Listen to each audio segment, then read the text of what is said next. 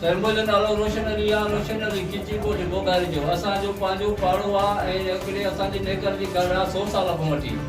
अबा ॾाढा हुते गुज़री चुका आहिनि। 50-60 घर जो नेकर आहे जंहिं ते सिर जेके पाण खे सिराई था सम्झनि। आहिनि त कुंडा पर पाण खे सिराई मोतबर सम्झी ऐं हुन ते कब्ज़ो था कनि त असांजी आहे खंड असांजे मिल ठाहींदासीं। नेकर बंदि कयो। अॼु 100 साल जी खंड अबा ॾाढा गुज़री आहिनि। 50 घर जो नेकर आहे। बरसाति थी पई त असांखे पेर रखण जी बि जॻह कान्हे का। असांजे घर में आॾो आहे प्लाट खंड केर बि अचे बाला ऑफिसर अची ॾिसे इंसाफ़ करे जे असांजो आहे नेकर त ठीकु आहे, जे न आहे त वरी बंदि कराए। पर असांजो इंसाफ़ कयो वञे ऐं कब्ज़ो था कनि। असां बसर अमलदार सभिनी खे चऊं वज़ीर आज़म सिंध जेके बि आहिनि पंहिंजे लाड़काणे डिवीज़न जा ऑफिसर आहिनि, SP आहे, कमिश्नर आहे, कंबर ज़िले जा जेके बि ऑफिसर सभिनी खे रिक्वेस्ट था कयूं त हिन बयान खे जेको आहे ॾिठो वञे ऐं हिन ते जो ध्यानु कयो वञे त इंसाफ़ कयो वञे।